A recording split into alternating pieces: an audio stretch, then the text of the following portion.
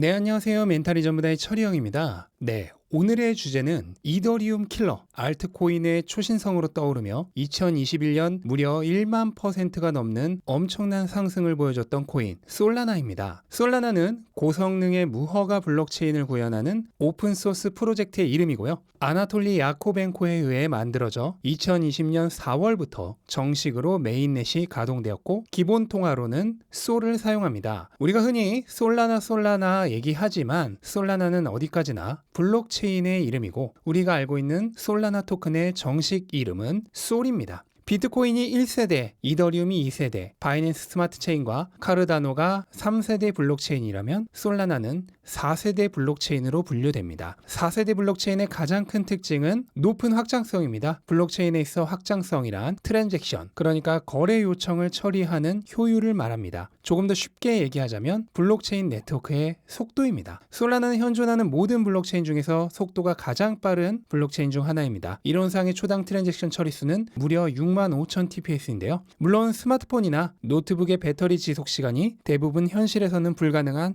최고 절전 조건 하에서 테스트되어진 결과이듯 솔라나의 속도도 실제로는 이렇게까지 빠르진 않습니다. 솔라나는 현재 평균적으로 대략 2,500 TPS 정도의 거래 속도를 가집니다. 라이벌로 지목되는 이더리움의 초당 트랜잭션 처리수가 대략 18 TPS 정도인 것을 감안했을 때 무지막지하게 빠른 속도란 것을 알 수 있죠. 이런 엄청난 처리 속도로 인해 솔라나는 모든 거래를 사이드 체인의 힘을 빌릴 필요 없이 레이어 1의 메인넷상에서 처리를 합니다. 비트코인이 너무 느린 거래 속도로 인해 최근 라이트닝 네트워크의 확장에 힘을 주고 있고 이더리움도 플라즈마나 폴리곤 같은 사이드 체인을 이용하는 것을 생각하면 이것은 굉장한 이점입니다. 사이드 체인의 개념을 초간단 버전으로 설명하자면 은행으로 치면 본점의 방문자가 너무 많아서 분점에서 거래를 대신 처리한 후 나중에 본점으로 전달해서 최종 결제하는 방식이라고 생각하시면 됩니다. 이 방식의 최대 단점은 최종 결제가 늦어지기 때문에 돈을 최종 출금하는데 시간이 걸린다는 것입니다. 사이드 체인에 따라 다르지만 2, 3일 정도 걸리는 게 보통인데요. 주식만 하던 분이 들으신다면 2, 3 영업일 후에 출금하는 게 패시브이기 때문에 별로 단점이 아닐지도 모르겠습니다. 어쨌든 솔라나는 이런 엄청난 속도를 최고의 장점으로 하며 디파이 블록체인계의 블랙호스로 떠올랐습니다. 이더리움 킬러라는 무시무시한 별명까지 붙었죠. 하지만 솔라나는 최고의 장점인 속도를 위해 다른 스탯은 양보를 해야만 했는데요. 바로 탈중앙성과 안정성이죠. 블록체인에는 세 가지 딜레마가 있습니다. 블록체인의 트릴레마라고도 부르죠. 속도에 해당하는 확장성, 그리고 탈중앙성, 그리고 보안성. 그런데 최근에는 조금 더 넓은 의미에서 안정성이라고 표현하는 게 맞는 것 같아서 안정성으로 얘기를 하도록 하겠습니다. 이 세 가지 스탯이 완벽하게 공존할 수 없습니다. 어느 하나가 뛰어나면 나머지가 불완전합니다.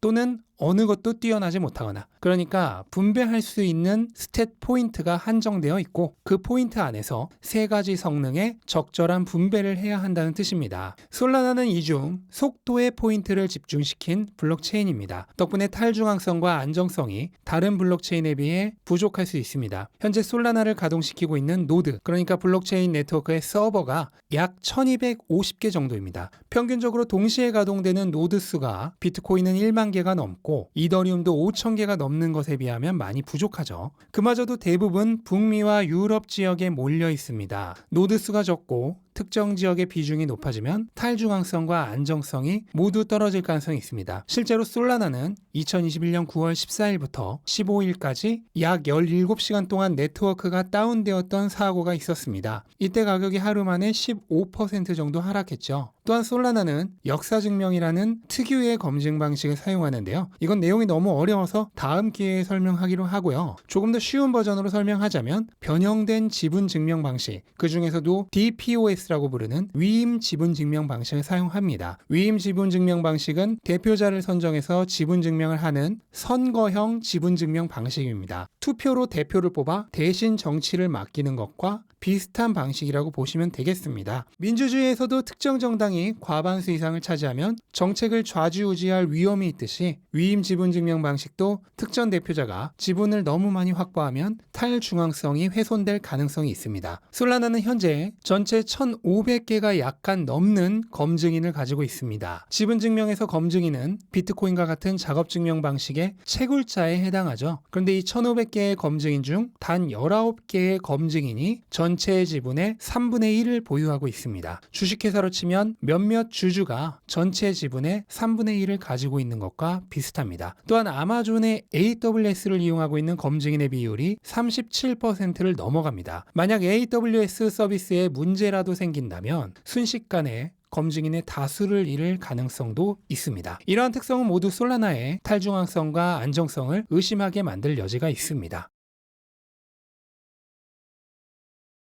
또한 솔라나는 초기 토큰 할당량의 거의 50%가 내부자와 초기 투자자들에게 돌아갔습니다. 솔라나의 주요 초기 투자자들은 우리에게 뽀글이로 잘 알려진 FTX 거래소의 샘 뱅크먼이 창립한 알라메다 리서치를 비롯해서 A16G, 코인쉐어, 코인펀드, 퍼러피 캐피털과 같은 암호화폐 시장에서 가장 유명한 벤처 캐피털 회사들입니다. 하지만 이렇게 내부자들에게 너무 많은 코인이 할당되다 보니 탈중앙성이 떨어진다는 비판도 듣게 되었죠. 물론 최근 출시한 3세대, 4세대 코인들은 초기 투자금의 유치를 위해 내부자의 토큰 할당 비중이 40% 정도 되는 경우가 대부분이기 때문에 특별히 솔라나만 욕을 먹을 부분은 아니기도 합니다. 솔라나의 현재 총 토큰 공급량은 5억 개가 조금 넘습니다. 최대 발행량은 이더리움과 같은 무제한이고요. 최초 8%의 인플레이션에서 시작해서 매년 조금씩 인플레이션율이 감소해 10년 차가 되는 2030년에는 1.5%로 고정이 됩니다. 이후로는 매년 1.5%의 인플레이션으로 토큰이 추가 발행됩니다. 이러한 인플레이션 시스템은 자산보다는 통화로서의 사용성을 염두에 둔 설계라고 볼 수 있겠습니다. 토큰의 발행은 채굴자에 해당하는 검증인들에게 보내지고 신규 발행된 토큰의 95%가 검증인들에 대한 보상으로, 그리고 나머지 5%가 운영 비용으로 사용됩니다. 앞에서 솔라나의 성능 부분만 강조를 했는데 실제 솔라나의 최대 장점 중 하나는 3세대 이후에 나온 블록체인 중에서 가장 크고 다양한 생태계입니다. 솔라나의 생태계에는 셀 수 없이 많은 디파이 프로젝트들이 활동 중이고 지금도 활발하게 늘어나고 있습니다. 솔라나의 전체 TVL, 그러니까 디파이 생태계에 잠겨있는 가치는 80억 달러 정도로 6위에 해당합니다. 하지만 2위인 테라의 TVL은 상당수가 스테이블 코인인 UST이고 아발란치와 팬텀은 대부분의 TVL 금액이 멀티체인으로 온전히 자기들만의 TVL이 아닌 반면 솔라나는 상위 10개 프로젝트가 모두 솔라나 단독 체인으로 TVL 대부분이 순수한 솔라나 생태계에 묶여있는 돈입니다. 때문에 실제로는 이더리움과 BSC에 이어 3위의 디파이 생태계를 가지고 있다고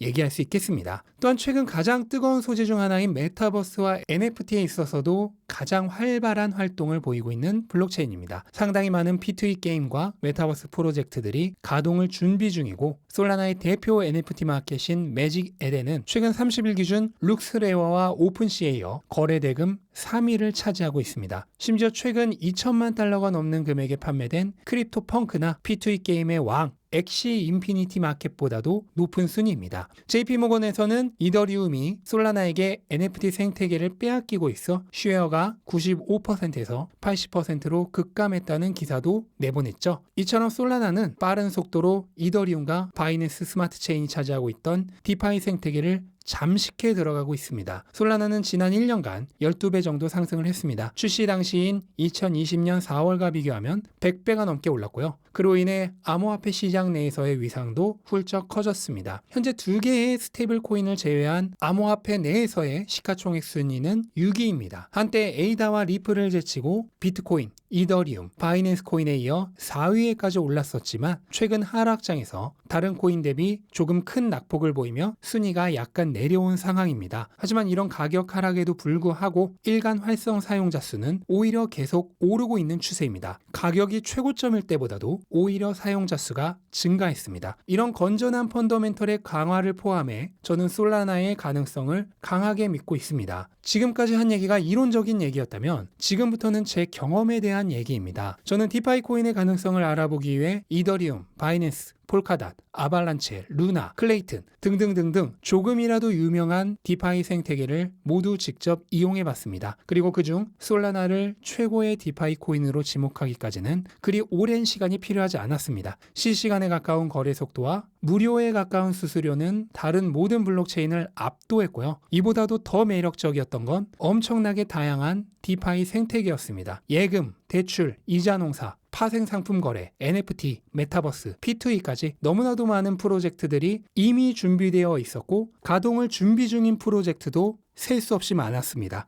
이런 디파이 생태계의 규모와 다양성이 아발란체나 폴카닷, 루나 등과 같은 다른 경쟁 디파이 블록체인들과는 비교가 되지 않는 수준이었고요. 이더리움에 이은 3위 블록체인 바이낸스 스마트 체인보다도 뛰어나다고 느껴졌습니다. 그리고 디파이계의 절대 강자인 이더리움은 배보다 배꼽이 더 큰 수수료가 정말 너무너무 큰 단점으로 다가왔고요. 결국 채 일주일도 되지 않아 압도적인 확신으로 솔라나를 차후 가장 유명한 디파이 블록체인으로 믿게 되었습니다. 저는 솔라나가 비트코인과 이더리움을 이길 수 있을 거라 생각하지 않습니다. 하지만 향후 4, 5년 정도의 성장 가능성만 따진다면 현재 시가총액 10위 내에 있는 블록체인 중 탑이라고 생각하고 있습니다. 아마 그리 멀지 않은 미래에 바이낸스 스마트 체인과 3위 결정전을 펼치게 될 날이 찾아올 거라 예상합니다. 물론 이 모든 건 저의 개인적인 의견일 뿐입니다. 각자가 남의 말이 아닌 본인의 연구와 경험을 통해 최고의 투자를 하셨으면 좋겠습니다. 네, 이것으로 오늘 영상을 마치도록 하겠습니다. 영상 도움되셨다면 구독과 좋아요 부탁드리고 즐거운 하루 되시기 바랍니다. 감사합니다.